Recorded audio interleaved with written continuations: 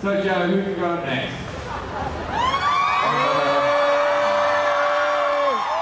That might be a clue, I'm guessing. I don't even need to say it, but prepare for trouble. No, what's this?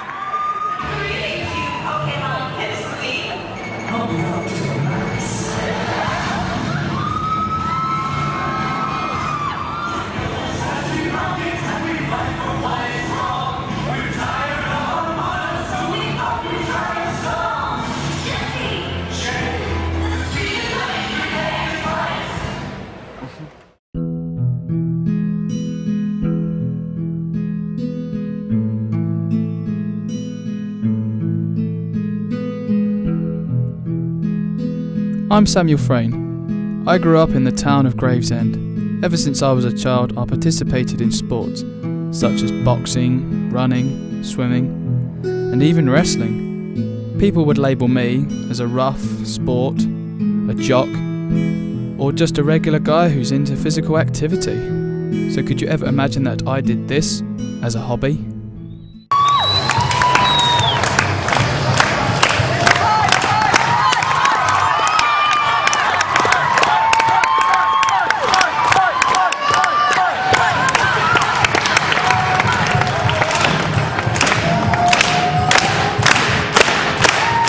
I am what they call a cosplayer, a person who dresses up as a character and acts out his or her personality.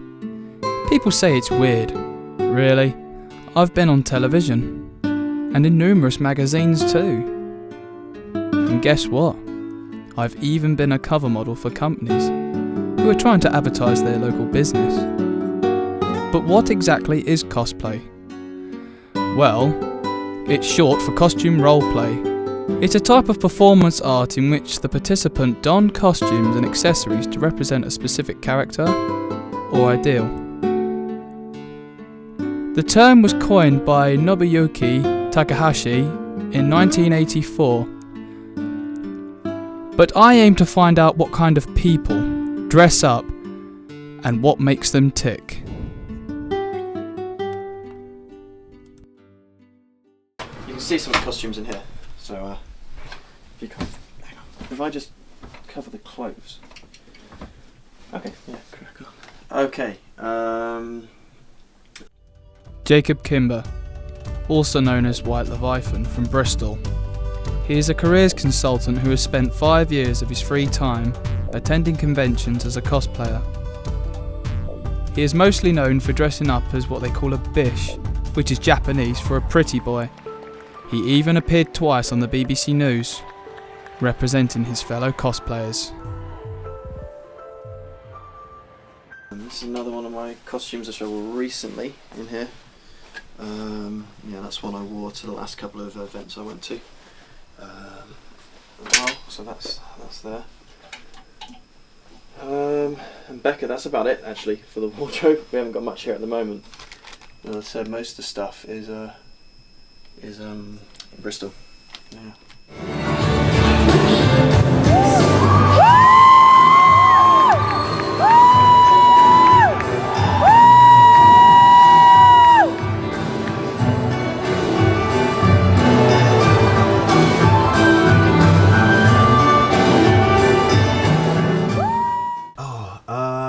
It's about 4 years ago now.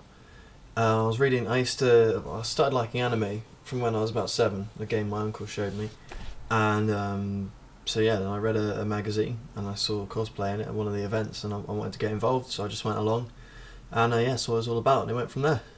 Yeah. Cool. Well, we've just had a European competition held in London, so the scenes is getting, it's getting a lot bigger. Sometimes it's a bit competitive for me. I still see it as a hobby. I have my full-time job, that's what I do. But this, cosplay is just a hobby. But a lot of people still, take it very seriously. So I think it's a little bit too competitive and a little bit too serious at the moment. But then, that's people like what they do. But I've still got, there's still a really nice community there and a lot of very nice people. So yeah, it's still something I want to be a part of, definitely. Besides cosplay, I do quite a few random things. I do fencing, for example. That's the sport that I feel comfortable with. I go to the Anime Society at the university. That's fun. I do a lot of programming in the background just because I need to practice. Programming what I do just makes things. Or programming what I do just gets me, into shape. What I need to do, what I need to understand for future stuff. That's the best description I can give. Jacob Sims. He normally goes by the name JKEX and is a game programmer at the University of Portsmouth. And as you can see, he is considered the cosplay's clown. And what a clown he is.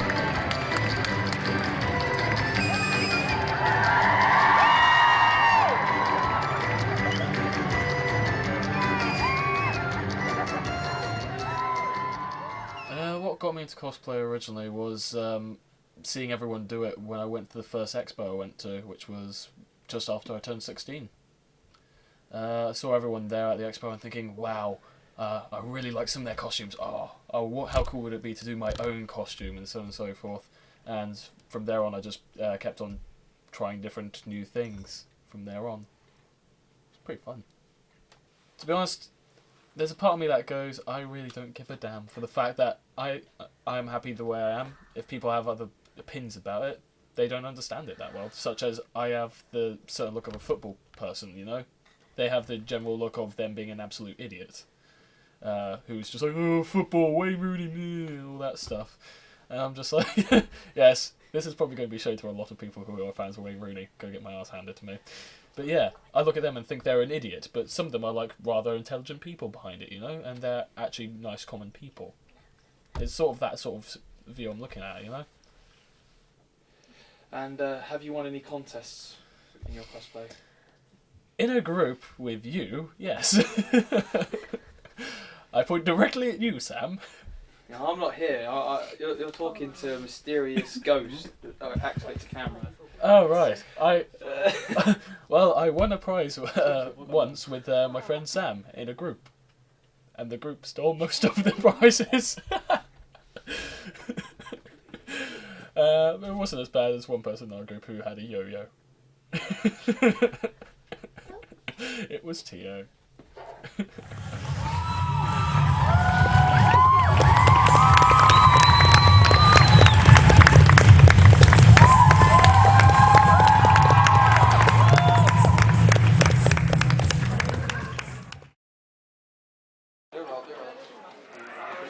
Cosplay is for geeks. Is that really so, though?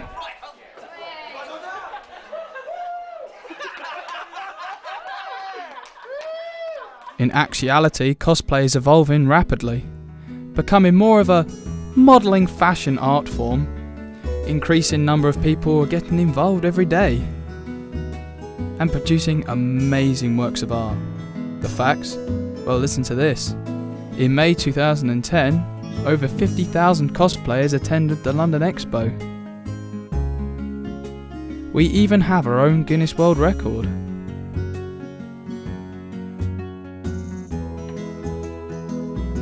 New novels are being released about the art. It even has dedicated websites. Yes, cosplay truly has grown and flourished since the term was created, all the way back in 1984.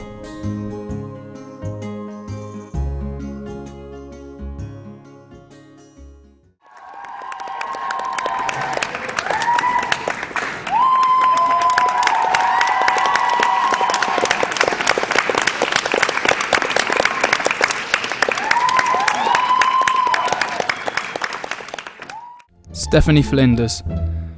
Known to her costume friends as Lime Green Jelly, she has just finished her degree in business and is aiming to start up a costume shop business of her very own.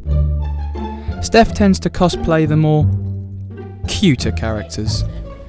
She took a little bit longer than most costumes because she was made out of lycra, but she was my second attempt at a costume, and she was entered in the MCM Expo October Masquerade, with the Eternal Sailor Scouts. As you can see, it's pretty creased because it's been in here for about a year now, because I haven't got any wardrobe space for any of my costumes anymore. So they've all been placed in boxes, which is a bit of a shame because I would like to display them, because it does show all my handiwork and what I can achieve if I put my mind to it.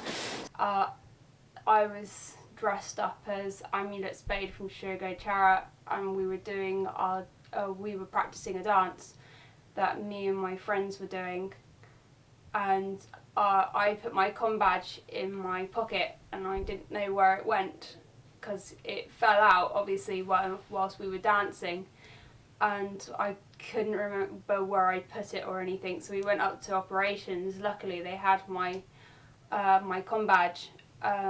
We went to the masquerade because we were all very nervous that day. We went to the masquerade queue and we lined up, and I was talking to my friend Fee, and we were talking to others around us, and the person came along and he asked if we were my group, which is Lime Green Jelly's Shogo Chara group, which he named it, and then this little voice pepped up going, "Are you Lime Green Jelly?" I went, "Yeah," and he goes, "I found your com badge." And I was like, "Oh, thanks very much." We got halfway around the masquerade hall and we were getting really nervous, and it was taking a really long time because of the auction, and I was just sitting on the floor, and my friend Fee said, "Aren't you the guy called Frain?" And I turned around and I was like, "Frain, you're the dude who did Gabramp, weren't you?" And he replied, "Yeah," and we just started talking ever since, and since June this year we've been going out, so I met my boyfriend through cosplay.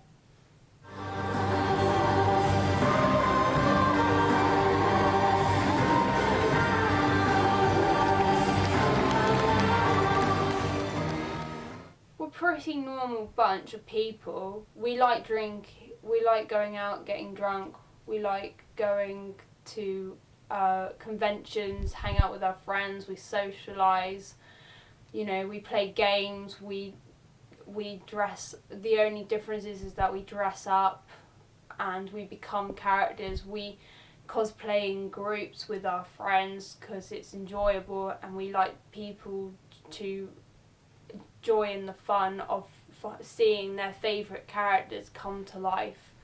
I believe that the cosplay scene is very vibrant and very colourful, and it's an incredible community to be in.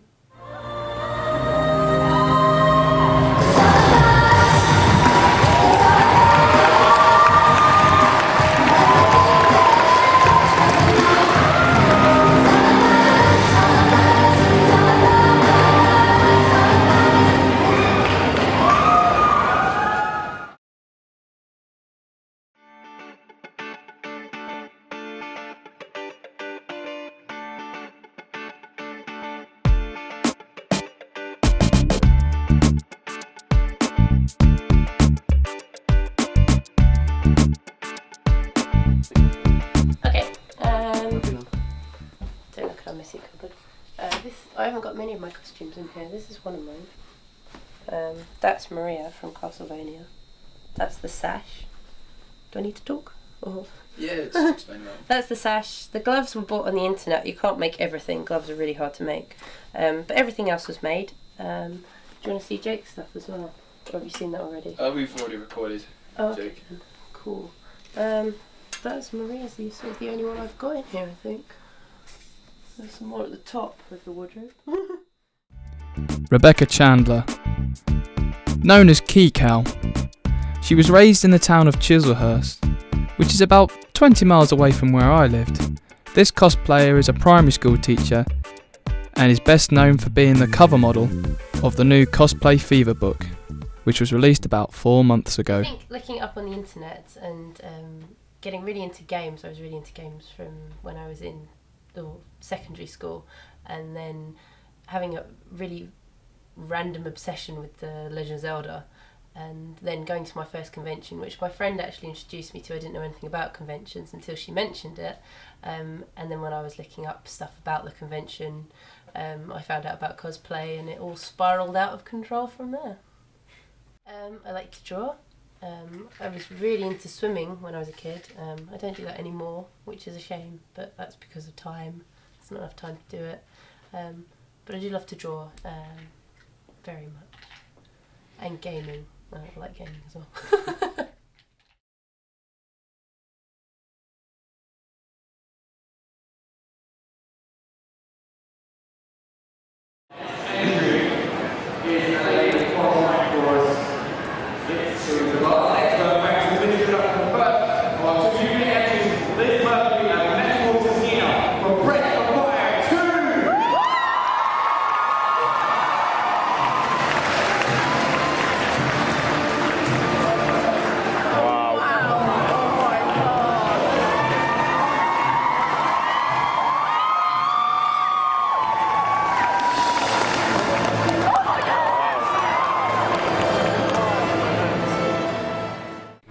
We recently had the Euro Cosplay Championship in London, the biggest cosplay contest in the world, involving nearly 18 countries.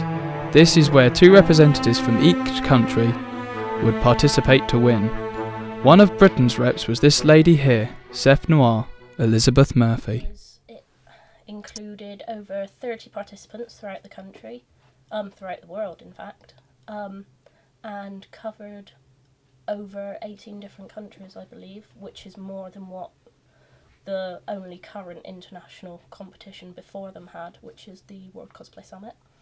I qualified in May, whereas my second representative, Karen, qualified in August at Amicon. It was a fantastic experience, to be honest. We got to meet some amazing other cosplayers throughout the entire world, and got to meet some really great judges as well. Huge round of applause and congratulations to the Arrows from Portugal!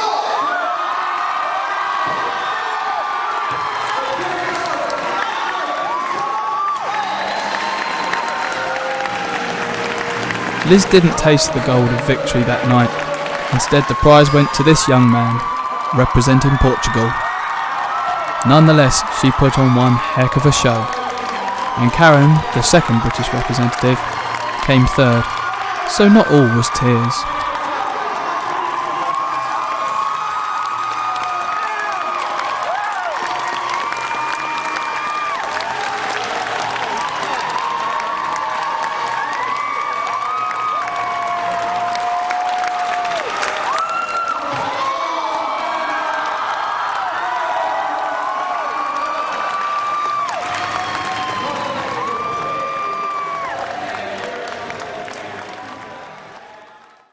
I'm glad that who won, and Karen definitely deserved a place, and I'm really glad that the UK got a place. I honestly don't know the standings for the rest of it, but I think their judging was quite considerably different to what we're used to in the UK, so I think it's something that people should certainly keep an eye on in the future. That night was an absolutely amazing night. How do you feel about the slander that cosplayers receive in the outside media? It's improving, definitely. A couple of pieces that the BBC have done recently throughout the year have definitely upped the kind of representation we're getting within the media. I've seen some newspaper articles over the last couple of years that kind of come from people that don't know what we're actually doing, and it seems a very jaded opinion of what we're actually into. But the BBC are getting quite good at kind of showing past the, oh, they dress up, they must be nerds. Sorry.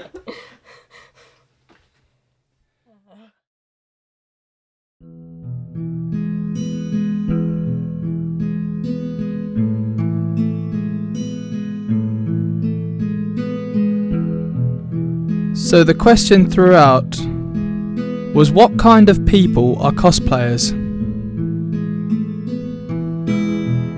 Well,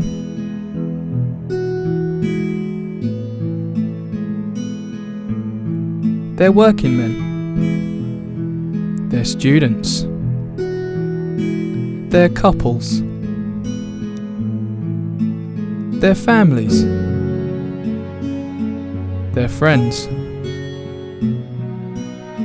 they're fratly, they're hairy, they're entrepreneurs, they're people just like everyone else, and they just do what they love.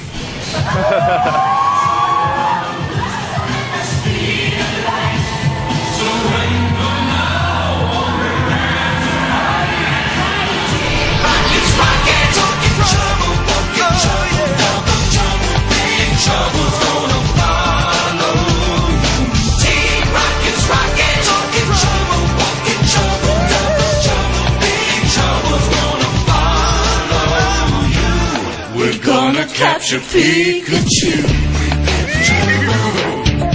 Make it double. Prepare for trouble. Make it double. Make it double. We're Team Rocket and we fight for what's wrong. For mayhem and madness and rare Pokemon. I'm so gorgeous. I'm always the man. You're just the players in my master plan. Team Rocket's rockin', talking trouble, double trouble, big trouble's gonna follow.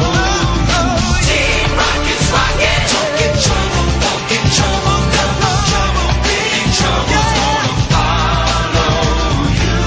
We're gonna capture Pikachu. We're always gonna try it, no one can deny it. We'll have you believe it. Truth can be deceiving. Do unto others is our golden rule. This is our most ingenious plan ever, if I do say so myself.